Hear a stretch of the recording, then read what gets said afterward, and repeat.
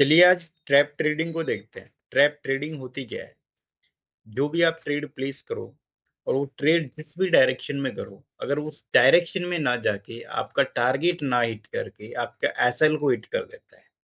मतलब मार्केट आपकी प्रिडिक्शन के हिसाब से जिस डायरेक्शन में जाना चाहिए था उस डायरेक्शन में ना जाके आपके अपोजिट चले गया है, तो आपका एसएल हिट हो गया है।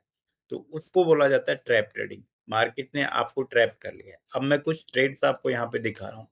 इसमें 184 पॉइंट्स का एसएल हिट, यहाँ पे 284 का एसएल हिट, यहाँ पे 440 पॉइंट का SL hit.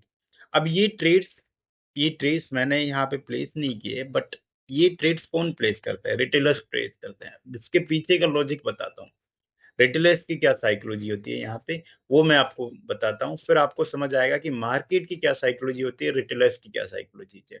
Being a retailers, हमको अपने ट्रेड में प्रॉफिटेबल बनाने के लिए हमें क्या सुधार करने चाहिए, इस तरीके से हमको ट्रैप ट्रेडिंग को अवॉइड करना चाहिए। ये हमारी जो स्ट्रेटजी है 918 फॉर्मूला प्लस एमएसीडी, वही स्ट्रेटजी यहाँ पे काम कर रही है। वही स्ट्रेटजी मैंने चार्ट पे लगा रखा है। मार्केट यहाँ से कंटिन्यूसली फॉल कर रहा है। इस रीजन में मार्केट ने यहाँ से 415 के बाद काफी टाइम तक यहाँ पे अराउंड 2 घंटे के आसपास मार्केट ने यहाँ पे टाइम पास किया है। मतलब अप साइड में मार्केट ने मूव लिया है। अगर आप यहाँ पे देखो तो यहाँ पे आपके एमएसीडी ने इंडिकेशन दे दिया है कि मार्केट यहाँ से बुलिश हो गया है। ये बुलिश कैंडल यहाँ पे बन गया, बुलिश पैटर्न बन गया है। कौन सा पैटर्न है आप कमेंट बॉक्स में टाइप करके बताइए। यहाँ से मार्केट ने अप ट्रेंड लिया है, नीचे से एक ट्रेंड लाइन की फॉर्मेशन भी की है, ऊपर से भी एक ट्रेंड लाइन आ रही है। अब जैसे ही ऊपर से ये जो ट्रेंड लाइन आ रही है, ये ट्रेंड लाइन ऊपर से बनती हुई आ रही है। इस ट्रेंड लाइन ने जैसे ही ऊपर ब्रेकआउट दिया, यहाँ पे एक बुलिश कैंडल ने ऊपर ब्रेकआउट दे दिया। अब रिटेलर और एमएसीडी भी पॉजिटिव है।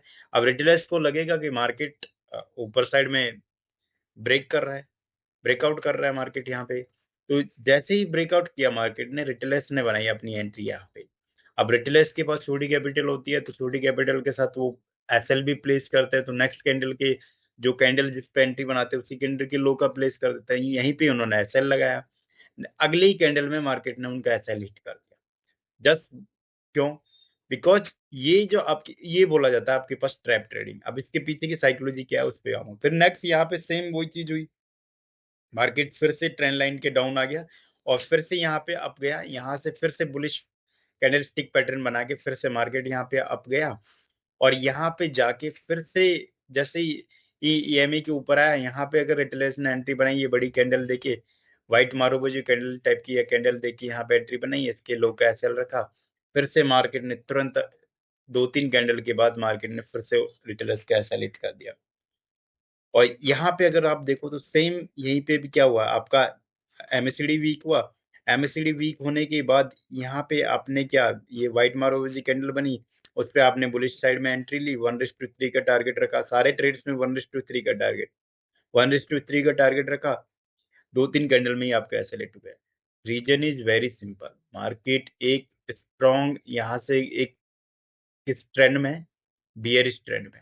अब जब बियरिश ट्रेंड में हो मार्केट, तो जब बुलिश का आपके पास इंडिकेशन दो, ब्रेकआउट का इंडिकेशन दे, तो मार्केट कभी भी शार्प ब्रेकआउट नहीं करेगा। यहाँ पे मार्केट ने ब्रेकआउट किया, लेकिन आप वेट कीजिए ये ब्रेकआउट कितना सस्टेन करता है, ये डिपेंड करता है। तो रिटेलर क्या करता है, जैसे ही ब्रेकआउट किया वैसे ही एंट्री ले लेता है। तो उसको लगा कि मार्केट बहुत हाई चले जाएगा, हमें एंट्री का मौका नहीं देगा।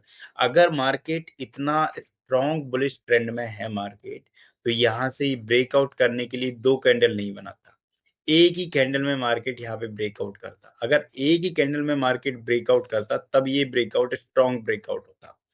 अभी ये ब्रेकआउट स्ट्रॉन्ग ब्रेकआउट नहीं है।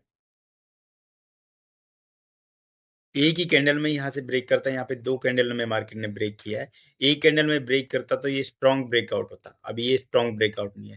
सिमिलरली यहाँ पे भी अगर आप देखो तो यहाँ पे भी क्या हुआ, ये आपके पास बुलिश पैटर्न बना है। बुलिश पैटर्न बना के बाद फिर से यहाँ पे गया, लेकिन यहाँ पे जाने के बाद अगर आप यहाँ पे ईएमए को देखो, ये एमएससीडी को देखो, तो एमएससीडी तो पॉजिटिव है, लेकिन ओवरऑल मार्केट ही यहाँ से एक डाउन ट्रेंड में है। और मार्केट जब ब्रेकआउट और ब्रेक डाउन लेता है, मार्केट ट्रेंड को रिवर्स करता है, तो या तो फिर वो एम टाइप की फॉर्मेशन, मतलब ये डबल टॉप बना के डाउन जाएगा, या फिर डबल बॉटम बना के डब्लू टाइप की फॉर्मेशन बना के ये अप जाएगा।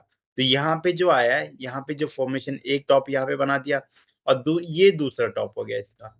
अब ये दूसरा टॉप के बाद ये मार्केट यहाँ से डाउन ही जाएगा, तो आप वेट कीजिए, क्योंकि मार्केट का ट्रेंड ओवरऑल डाउन साइड में है।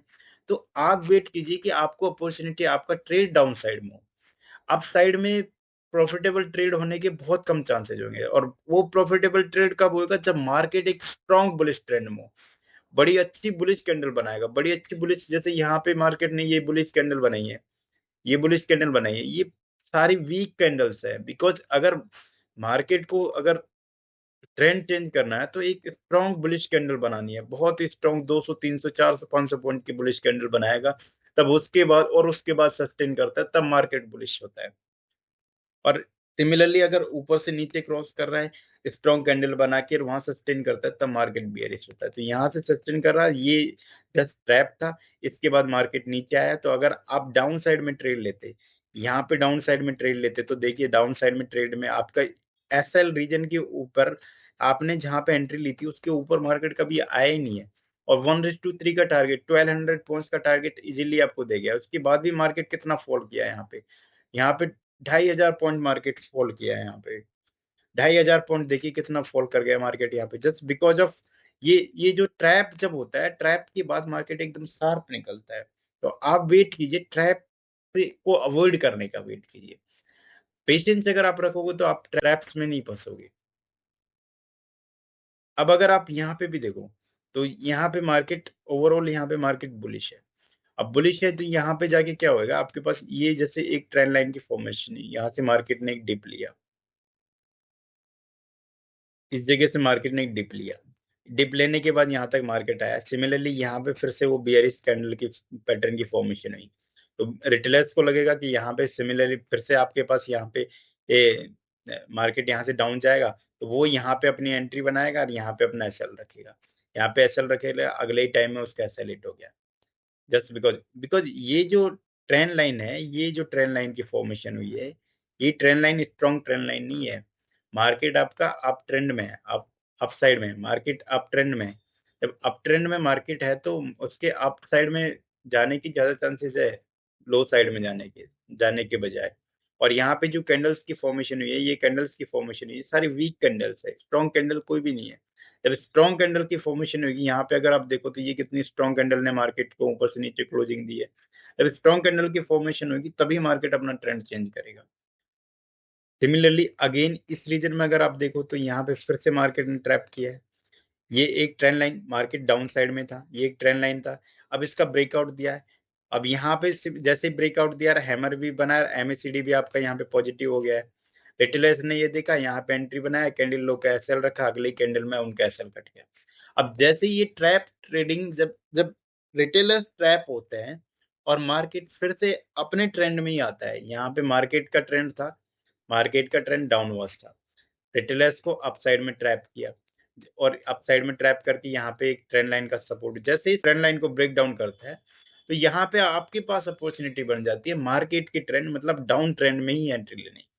तो आप डाउन ट्रेंड में मार्केट के ट्रेंड के साथ एंट्री लीजिए, वो ट्रेड आपके लिए प्रॉफिटेबल होएगा। तो जैसे ही आपने इसमें आपने एंट्री ली, आपको इजीली यहाँ पे 1:3 का टारगेट आपको यहाँ पे मिल गया। So you you trade well and avoid traps. Trade with trend. Market के ट्रेंड के साथ ट्रेड करोगे तो वो ट्रेड प्रॉफिटेबल होने की ज्यादा चांसेस होंगे।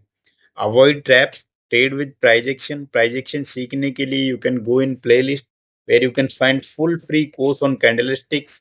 Candlesticks represent the projection and projection is the most fundamental key of chart. Projection आपको समझ आता है तो you automatically you will be avoiding traps. Okay, so trade well. I'll see you in next video.